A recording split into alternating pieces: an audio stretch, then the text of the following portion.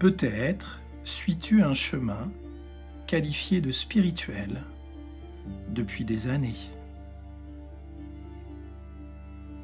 Et peut-être te dis-tu que ton chemin est meilleur que celui de tes amis, que celui de tes frères et sœurs, que celui de ton compagnon ou de ta compagne, que celui de tes parents, que celui encore des êtres attirés par l'argent, le sexe et la réussite, ou que celui des religieux fanatiques et rigides.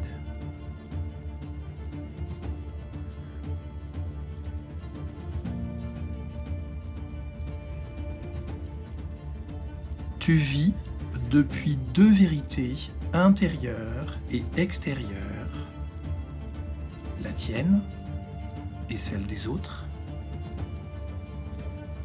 et tu proclames la tienne, la meilleure.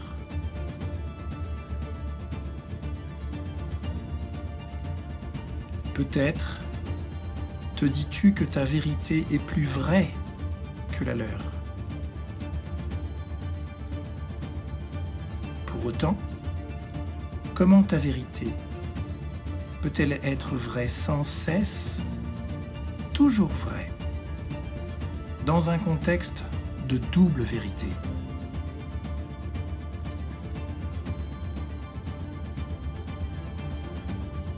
Elle ne peut vivre qu'avec sa concurrente, car elle n'est vraie que face et grâce à sa concurrente.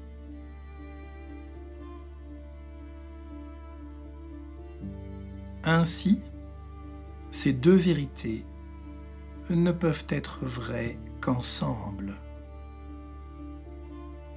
et non en prenant le pas l'une sur l'autre.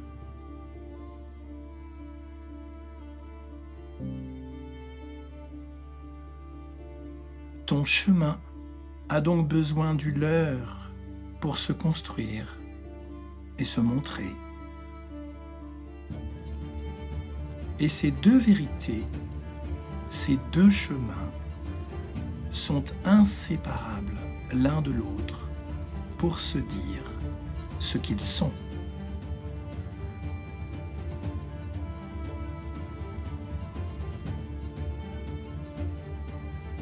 Ton modèle de vie intègre donc celui de tes frères et sœurs, amis, amoureux, amoureuses, parents, enfants, religieux, religieuses et matérialistes, et ne peut l'exclure sans exclure le tien.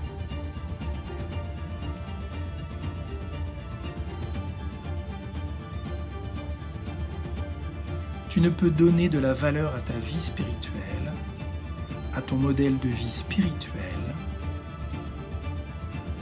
que parce qu'il s'appuie sur celui des autres pour se construire.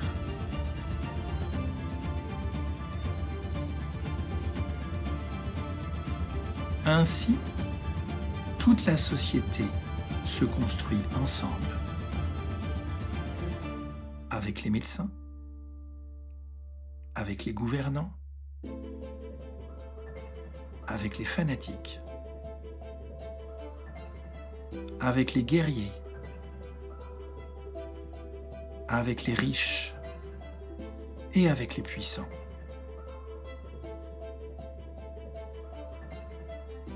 Tous ces modèles de vie n'en sont en réalité qu'un seul, la vie, qui les construit tous indissociables les uns des autres.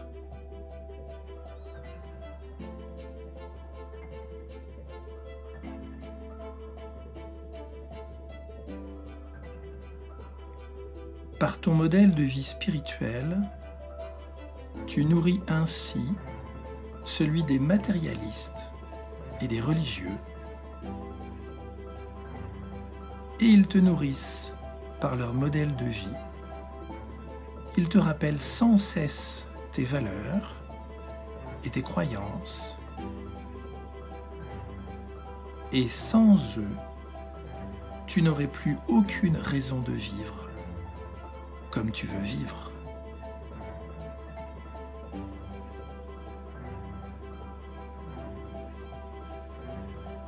Toi et ta vie apparaissent de leur vie.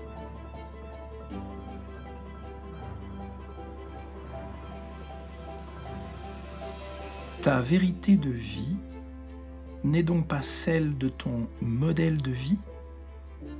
Méditer, prier, invoquer, visualiser, respirer, soigner, masser ou incanter.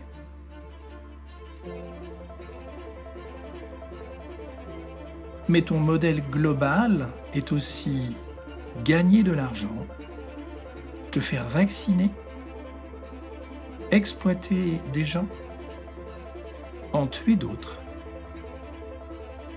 manger industriel, ne vivre que pour soi, faire carrière,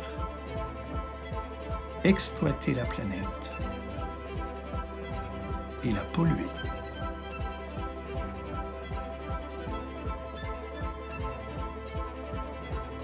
Ton modèle de vie est cette vérité globale qui n'oublie personne et il est toujours vrai.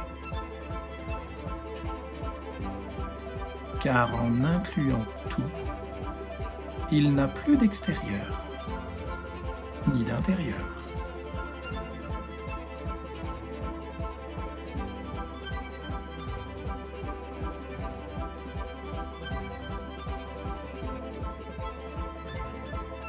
Une vérité une et unique n'est-elle pas toujours vraie?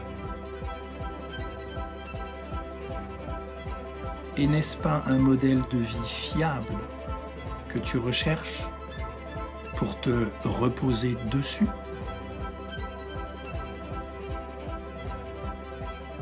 Voilà, il est là et le sera ainsi sans cesse.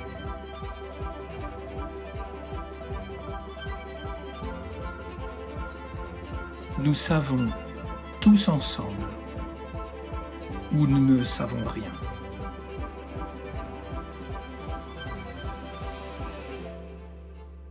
Tu vivais un modèle de vie militant que tu voulais s'imposer aux autres, un modèle guerrier donc. Te voilà maintenant face à ton modèle amoureux qui inclut tous ses concurrents.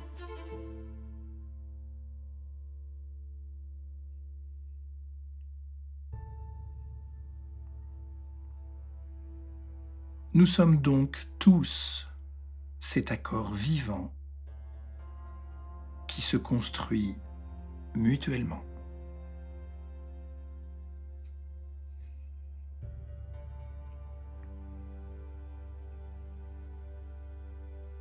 Tu te dis peut-être que c'est bien joli tout ça, mais que ta façon de vivre est bien meilleure que les autres, quoi qu'il en soit. Peut-être, peut-être pas.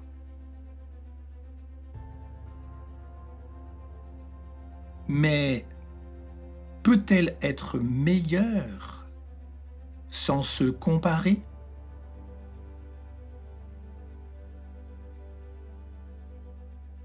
Sans comparaison possible avec les autres, sa valeur s'évanouit.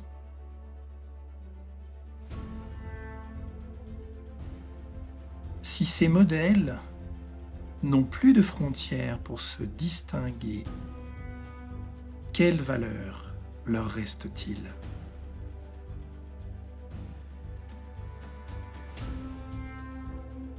La valeur de l'oubli de leur valeur. La valeur d'être réunis comme un seul. La vie.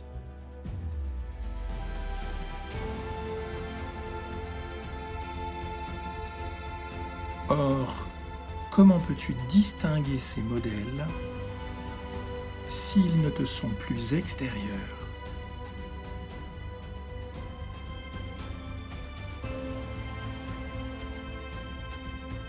Tu es toi-même la frontière qui les oppose. Et ta frontière est le seul modèle qui les oppose.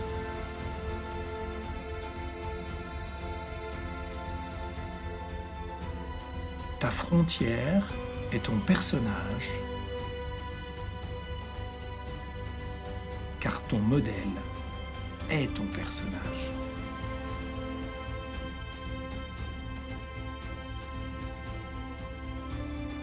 Un modèle personnel oppose deux vérités constamment,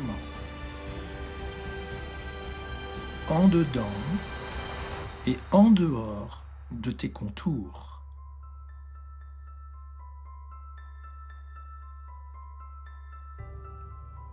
Ton modèle dit que tu es une vérité intérieure face à une vérité extérieure.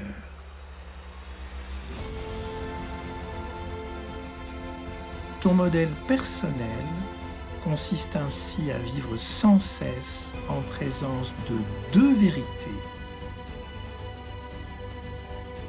Et toi qui cherches à vivre une vie fiable et sécurisante, te voilà sans cesse prise entre deux feux et faisant la girouette entre tes vérités, t'épuisant et en souffrant.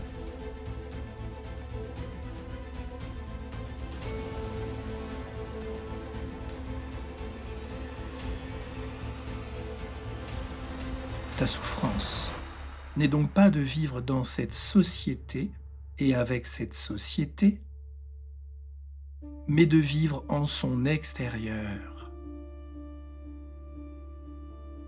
et de croire devoir choisir entre ta vérité intérieure et la sienne.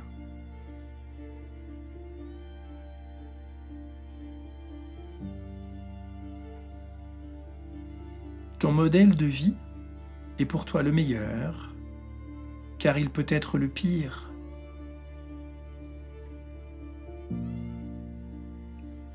Leur modèle de vie est pour toi le pire, car il peut être le meilleur.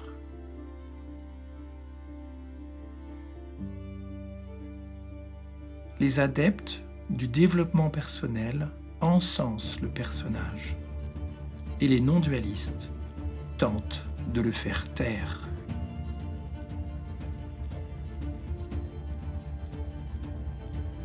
Ils sont ensemble, attentifs à sa présence, et ainsi le font vivre et le nourrissent tout autant.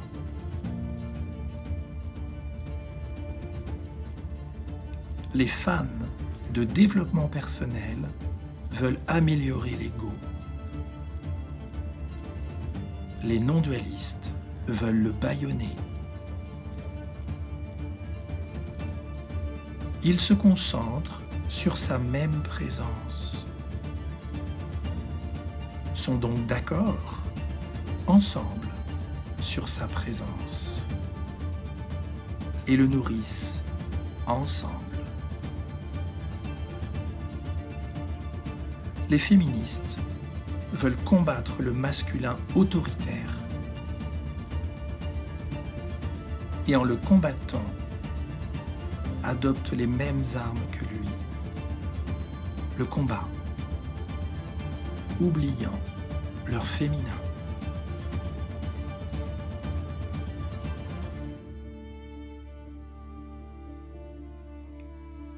baignant dans cette double vérité intérieure et extérieure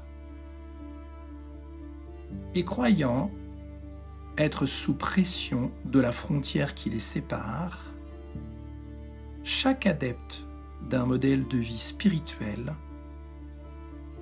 tente d'imposer son modèle de vie à son environnement, juste en l'adoptant.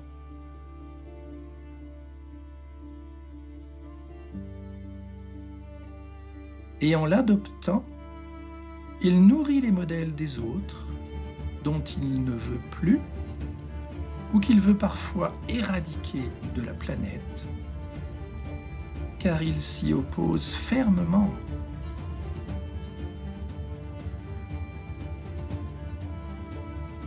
Les vaccinés nourrissent les non-vaccinés. Et les non-vaccinés nourrissent les vaccinés. Chacun en adoptant leur modèle en opposition de l'autre qui en est nourri.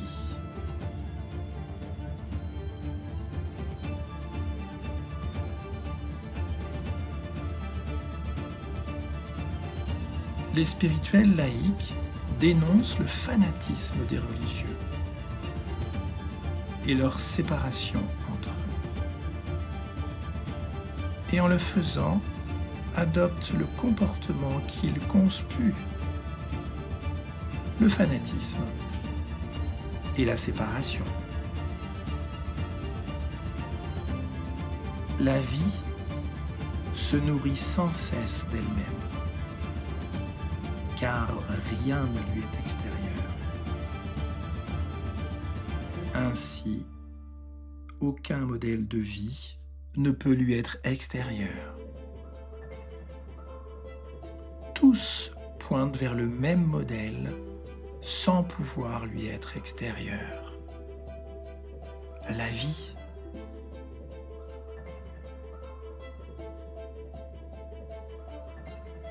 Le tout égaux est aussi vivant que le sans égaux, car ils ne peuvent être extérieurs au vivant.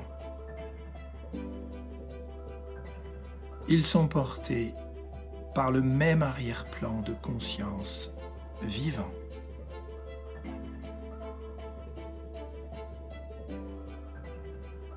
Baignant dans cette double vérité intérieure-extérieure depuis l'âge de 2 ans, nous attendons que notre vie ait un sens, puisque notre double vérité disponible nous dit qu'elle pourrait ne pas en avoir. Mais si elle ne pouvait pas ne pas avoir de sens, nous n'aurions pas besoin qu'elle ait du sens, n'est-ce pas?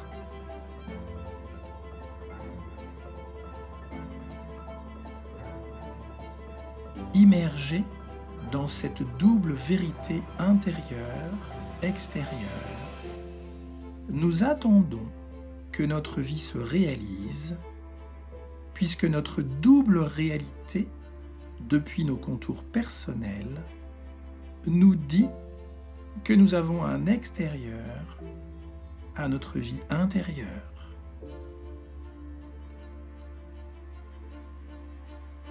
Mais sans réalité extérieure, avons-nous encore besoin de nous sentir réalisés ou de réaliser notre vie?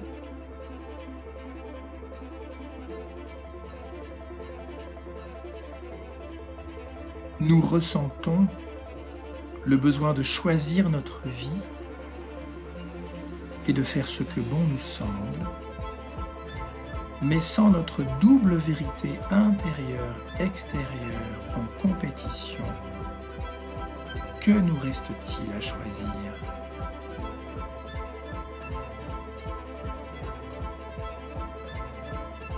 Nous voulons vivre l'éveil et nous sentir éveillés, mais sans nous sentir séparés de la vie et sans la vivre depuis son extérieur, avons-nous encore besoin d'être éveillés?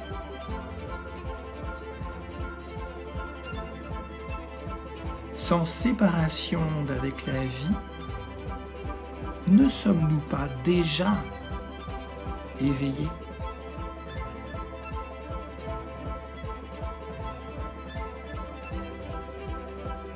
Nous croyons dur comme fer que notre champ d'influence va par la conscience au-delà de ce corps.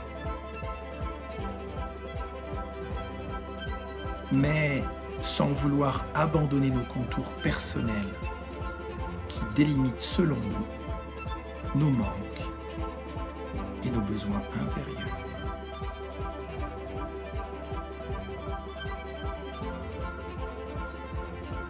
Mais si notre champ d'influence est plus vaste, notre corps peut-il rester notre référentiel intérieur?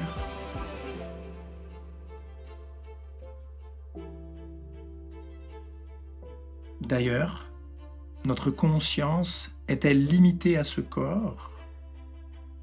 Et ne nous autorise-t-elle pas à regarder le monde au-delà de ce corps?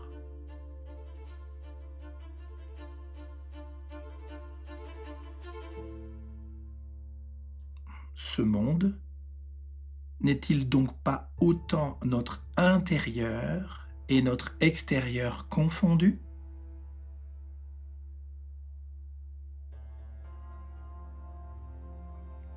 Et notre conscience n'est-elle pas finalement la conscience de ce monde?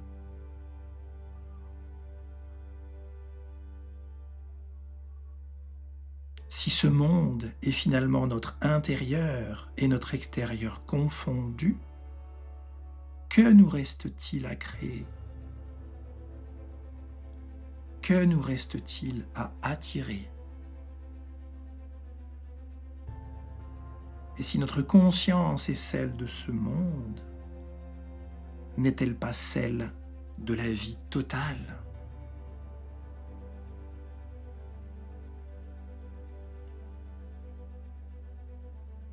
Notre siècle en est à une étape capitale, comme toutes celles qui l'ont préparé. Celle de savoir nous adapter au changement de climat, au changement de technologie, au changement scientifique, au changement de génération,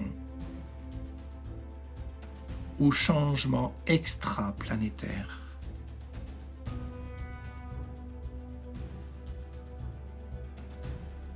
D'ailleurs, si nous ne sommes plus séparés de la vie par notre double réalité, où est le changement? Ainsi, notre cœur est au centre de cette grande transhumance qui, par sa variabilité cardiaque retrouvée, nous invite à vivre avec le vivant, tel qu'il est, sans préférence ni intérieure ni extérieure, mais depuis leur arrière-plan de conscience conjoint, la vie vivante.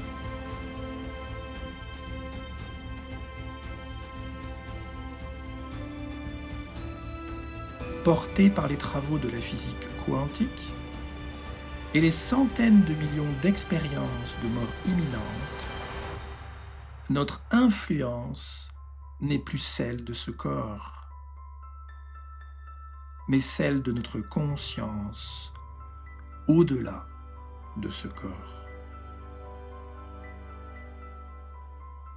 Et cette conscience peut désormais devenir notre référentiel de vie.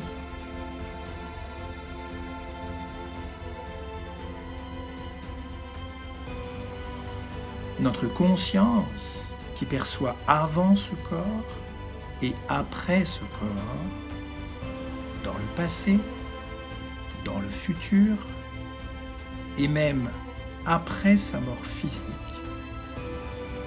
englobe donc ce corps et son cerveau.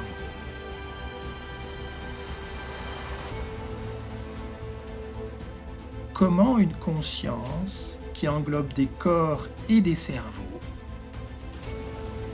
peut-elle être leur attribut et leur chose?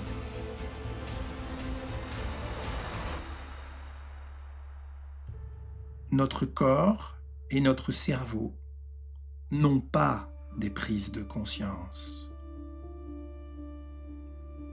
Mais notre conscience a ses manifestations de corps et ses manifestations de cerveau.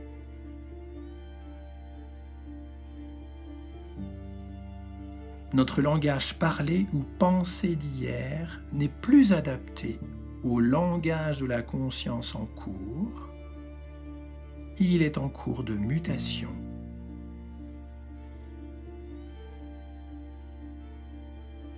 Et c'est à partir de la conscience que tous nos paradigmes du bien-être en sont bouleversés.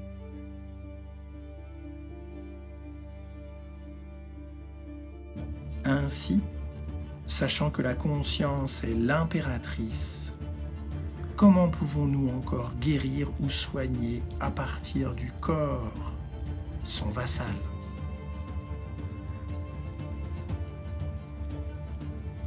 Ainsi, sachant que la conscience est la chef d'orchestre, comment pouvons-nous encore guérir ou soigner à partir du cerveau, son musicien?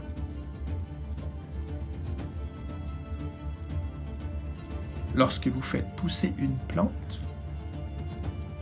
plantez-vous des feuilles ou des graines?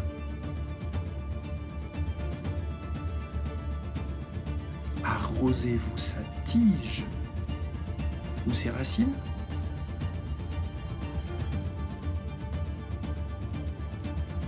Notre conscience, qui englobe le monde entier sans distinction, qui englobe toutes les situations et tous les corps sans les trier, connaît-elle autre chose qu'aimer?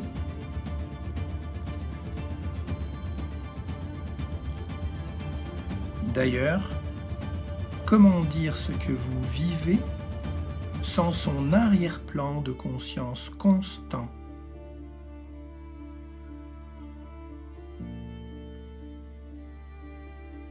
Qu'y a-t-il de vraiment vrai dans votre vie entre votre arrière-plan de conscience constant et votre corps et votre cerveau éphémère?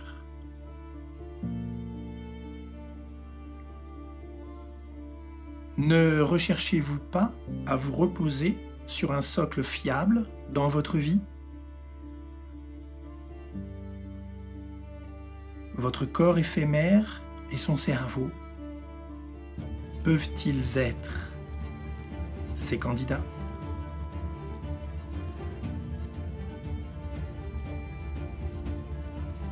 Cette conscience libre de votre corps n'a ni avant et ni après, n'a pas de concurrence et ne propose qu'une vérité une et unique, la vie. Que vous importe le choix désormais, puisque vous vivez d'une seule vérité, sans concurrence? Que vous importe le sens désormais, puisqu'il ne peut avoir de vérité opposée? Que vous importe la réussite désormais, puisque votre vie est toujours réussie à partir de cette conscience toujours vraie?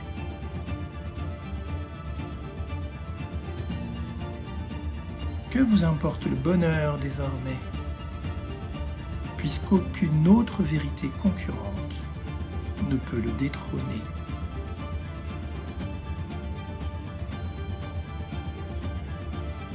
Que vous importe votre modèle de vie désormais? Puisque cette conscience observe tous les modèles et les englobe tous, sans préférence.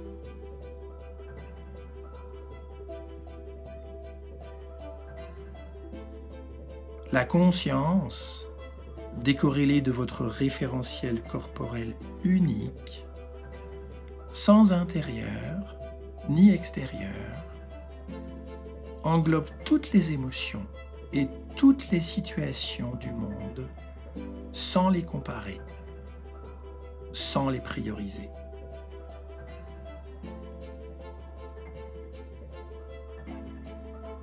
Que devienne le soutien ou l'abandon avec le même arrière-plan de conscience? Comment sont vécues la sécurité ou l'insécurité depuis leur arrière-plan de conscience conjoint?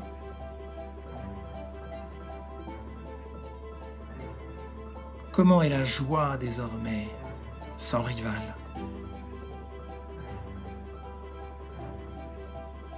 Quelle est la saveur de la peur désormais sans alternative?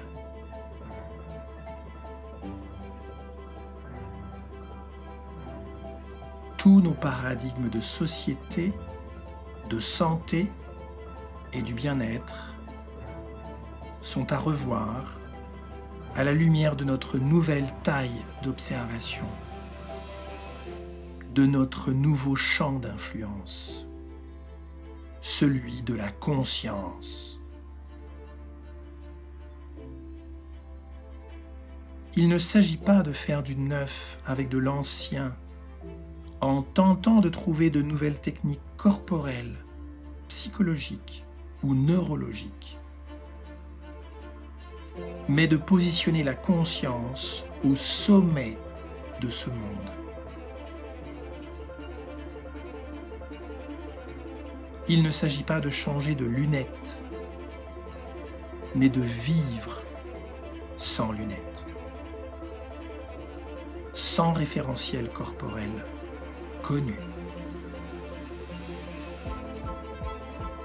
Êtes-vous prêt à vivre avant votre corps et avant votre cerveau? Le destin du monde va irrémédiablement dans ce sens, et ce sens n'a plus d'opposé.